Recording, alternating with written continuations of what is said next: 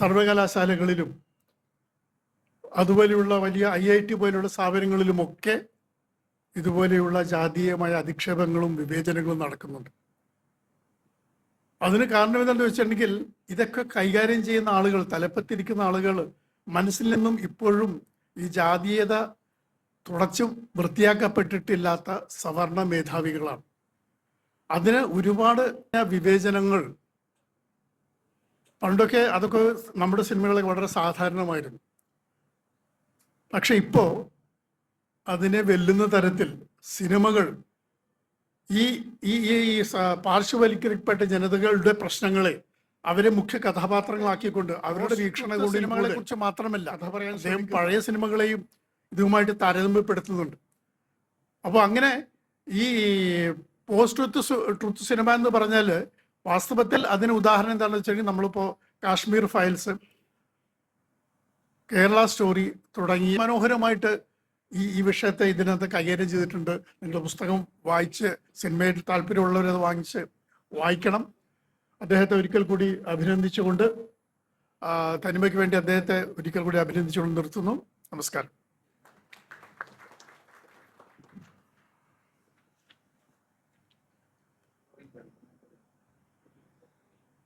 ഇനി നമ്മുടെ പുരസ്കാര വിതരണമാണ്. തനിമയുടെ 17ാമത്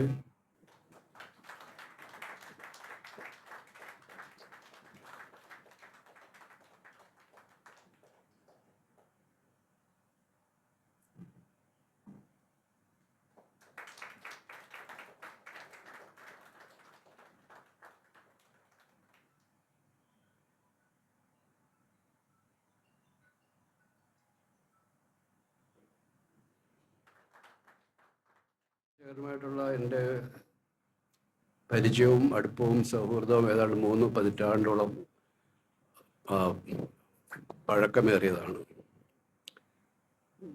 ഞാൻ കോട്ടയത്തൊരു സിനിമയുടെ ചിത്രീകരണം നടക്കുന്ന വേളയിൽ അന്ന് അദ്ദേഹം പ്രവർത്തിച്ചിരുന്നൊരു മാധ്യമത്തിന് വേണ്ടി എന്നെ ഇൻ്റർവ്യൂ ചെയ്യാൻ വന്ന സമയം തൊട്ടുള്ള സൗഹൃദമാണ്. പിന്നീട് പലപ്പോഴും ഞങ്ങൾ കണ്ടുമുട്ടാറുള്ളത് IFFK വെച്ചിട്ടാണ്. ഞാനും IFFK സ്ഥിരമായിട്ട് പങ്കെടുക്കുന്ന ഒരാളാണ്. അവിടെയാണ് പിന്നീട് ഞങ്ങൾ കൂടുതലായി കണ്ടുമുട്ടുന്നത്. അല്ലാതെ തന്നെ ഇത്തരത്തിലുള്ള മറ്റ് സിനിമാ സംബന്ധമായ ചില വേദികളിലൊക്കെ ഞങ്ങൾ കണ്ടുമുട്ടാറുണ്ട്. ഈ ഒരു പുരസ്കാരത്തിൻ്റെ ലഭിക്കേണ്ടിയിരുന്ന അംഗീകാരങ്ങളോ സ്വീകാര്യതയോ നഷ്ടപ്പെടുത്തിക്കൊണ്ട് അതിനെ അകാല ചർമ്മത്തിൽ വിട്ടുകൊടുക്കുന്ന ഒരു കാലഘട്ടമാണിത്. പിന്നീട് OTT പ്ലാറ്റ്ഫോമുകളിലൊക്കെ എത്തുമ്പോഴാണ് നമ്മൾ മനസ്സിലാക്കുന്നത്, അയ്യോ ഇത് നല്ല സിനിമയായിരുന്നല്ലോ, അത് നമ്മൾ കണ്ടില്ലല്ലോ തിയേറ്ററിൽ. സിനിമ എന്ന് പറയുന്ന ഒരു തിയേറ്റർ എക്സ്പീരിയൻസ് മാത്രം ആവശ്യപ്പെടുന്ന ഒരു കലാരൂപമാണ്. ഇന്നതല്ല. ഇന്ന് നമുക്ക് നമ്മുടെ സൗകര്യത്തിൽ നമ്മുടെ വീട്ടിൽ, നമ്മുടെ സ്വീകരണ മുറിയിൽ, നമ്മുടെ ബെഡ്റൂമുകളിലൊക്കെ ഇരുന്നുകൊണ്ട് സിനിമ കാണാനും ആസ്വദിക്കാനും ഒക്കെയുള്ള സാഹചര്യം ഉണ്ടാകുന്നു. പക്ഷേ സിനിമ പൂർണ്ണമായിട്ടും തിയേറ്ററിൽ ഒരു തിയേറ്റർ അനുഭവമായി തന്നെ നമ്മൾ ആസ്വദിക്കേണ്ട ഒരു കലാരൂപമാണ് എന്നുള്ളൊരു തർക്കമില്ല. അതാണ് പിന്നീട് നമ്മൾ ഇത്തരത്തിലുള്ള ആൾക്കാരുടെയൊക്കെ ഇടപെടൽ മൂലം പലപ്പോഴും നമ്മൾ തിയേറ്ററിൽ പോയി കാണേണ്ട ആവശ്യമില്ല എന്നൊക്കെ ധരിച്ചിട്ട് OTT പ്ലാറ്റ്ഫോമുകളിലൊക്കെ അത് കണ്ട് നിരാശപ്പെടേണ്ട അവസ്ഥകൾ. സിനിമ നന്നായി ഇത് തിയേറ്ററിൽ കാണാൻ പറ്റിയില്ല എന്നുള്ള നിരാശയിലേക്ക് നമ്മളെ എത്തിക്കുന്നത്. ചന്ദ്രശേഖരനെ പോലെയുള്ളവരൊക്കെയും സിനിമയെ വളരെ ആഴത്തിൽ പഠിച്ചുകൊണ്ട് അതിനെക്കുറിച്ച്, ഞാൻ പറയുന്നത് സാധാരണ ഒരു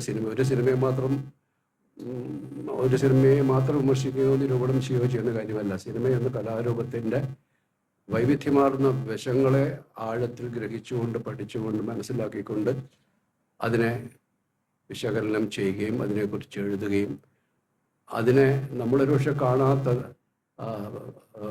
ആംഗിളുകളിൽ നിന്നുകൊണ്ട് അതിനെ നമ്മുടെ ശ്രദ്ധയിലേക്ക് കൊണ്ടുവരികയും ചെയ്യാറുണ്ട്. നേരത്തെ ശ്രീ ആദം അയ്യൂബ് പറഞ്ഞ പോലെ ചലച്ചിത്രകാരൻ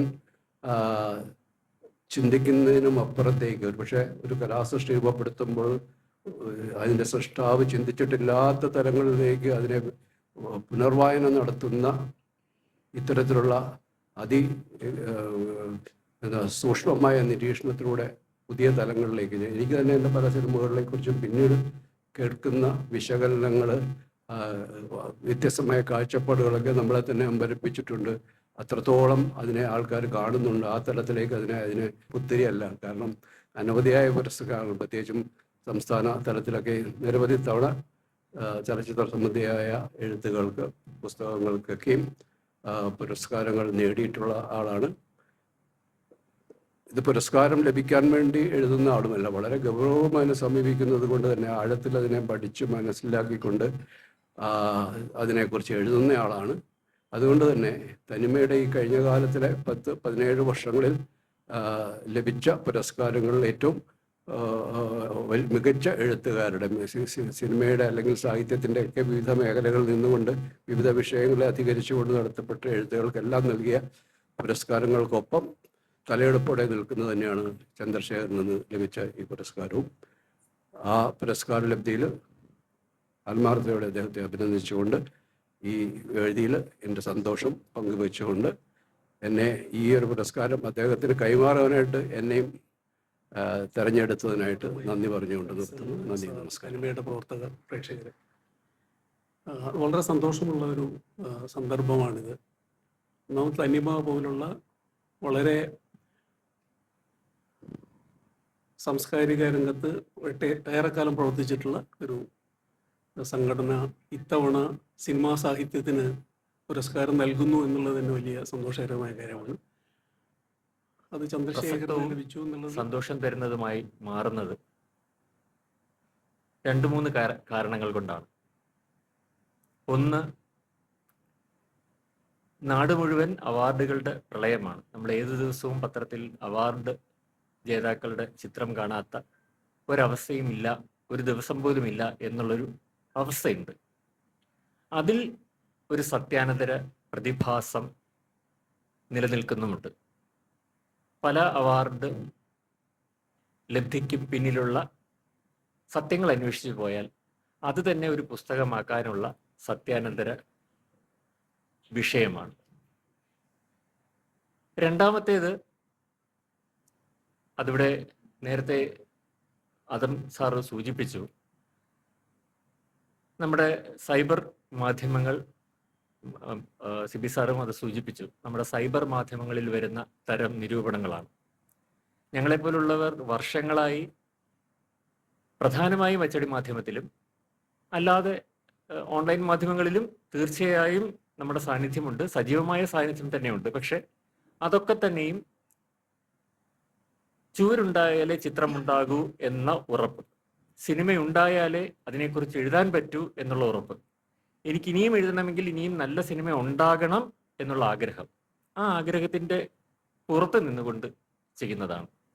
അങ്ങനെ വളരെ കമ്മിറ്റഡ് ആയിട്ട്, വളരെ ആത്മാർത്ഥമായിട്ടും ആർജവത്തോടുള്ള ഒരു വിശ്വാസത്തിൻ്റെ പുറത്തും നിന്നുകൊണ്ട് ചെയ്യുന്ന ഒരു കർമ്മമായിട്ടാണ് അതിന് കുറച്ച് തയ്യാറെടുപ്പുകൾ വേണം, കുറച്ച് പഠനം വേണം, കുറച്ച് സമയം മാറ്റി വെക്കണം, കുറച്ച് മെനക്കെടണം. അങ്ങനെ മെനക്കെടാൻ തീരുമാനിച്ചുകൊണ്ടും അതിനോടുള്ള ഇഷ്ടം കൊണ്ടും അതിനോടുള്ള താല്പര്യം കൊണ്ടും കുറച്ചാൽ അധികം അർപ്പണബോധത്തോടുകൂടി സ്വയം അർപ്പിച്ച് ചെയ്യുന്ന ഒരു വളരെ വളരെ സേക്രഡ് ആയിട്ടുള്ള ഒരു കർമ്മമായിട്ടാണ് ഞങ്ങളുടെ തലമുറ, അല്ലെങ്കിൽ ഞങ്ങളെപ്പോലെ, എന്നെപ്പോലെ എഴുതുന്ന ഒരു നിര ആൾക്കാർ സിനിമാ നിരൂപണത്തെ സമീപിക്കുന്നത്.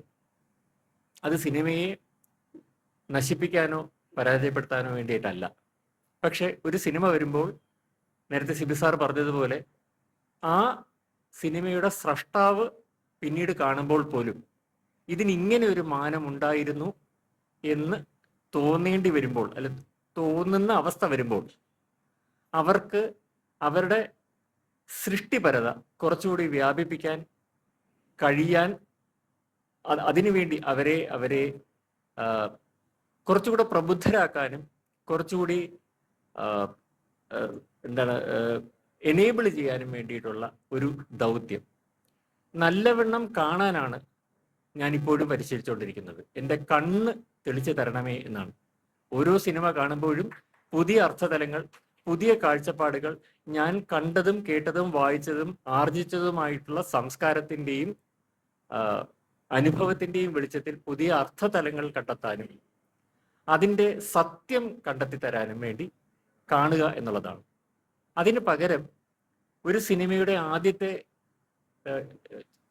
പ്രദർശനത്തിൽ തന്നെ ആ സിനിമയെക്കുറിച്ച് നമുക്ക് തോന്നുന്ന എന്ത് അനുഭൂതിയാണെങ്കിലും മോശമാണെങ്കിലും സത്യമാണെങ്കിലും ഇന്ന് കാശുണ്ടാക്കുക എന്നുള്ള ഒരു സിദ്ധാന്തത്തിന്റെ പുറത്തോ അല്ലെങ്കിൽ ഒരു ലക്ഷ്യത്തിന്റെ പുറത്തോ അല്ല ഈ ഒരു കർത്തവ്യം നിർവഹിക്കുന്നത്. അതുകൊണ്ട് തന്നെ അങ്ങനെ നിർവഹിക്കുന്ന ഒരു ഉൽപ്പന്നം, അങ്ങനെ കഷ്ടപ്പെട്ട് എന്ന് തന്നെ പറയുന്നത്, കഷ്ടപ്പെട്ട് എഴുതിയ ഒരു പുസ്തകം, ആ പുസ്തകത്തിന് ഇങ്ങനെ ഒരു സംഘടനയുടെ പേരിൽ, തനിമ പോലെ ഇത്രയധികം ആഴത്തിൽ സാംസ്കാരിക വേരോട്ടമുള്ള ഒരു സംഘടനയുടെ 17 വർഷത്തെ ചരിത്രത്തിൽ ആദ്യമായി ചലച്ചിത്ര നിരൂപണത്തിന് അവാർഡ് കൊടുക്കാൻ നിശ്ചയിക്കുമ്പോൾ ആ പുരസ്കാരത്തിന് ഇത്രയുകൊണ്ട് പറയാണ്. ഞാനും പല പുസ്തക കമ്മിറ്റികളിലും, സംസ്ഥാനത്തിൻ്റെതടക്കമുള്ള കമ്മിറ്റികളിലും ഞാൻ അംഗമായിരുന്നിട്ടുണ്ട്.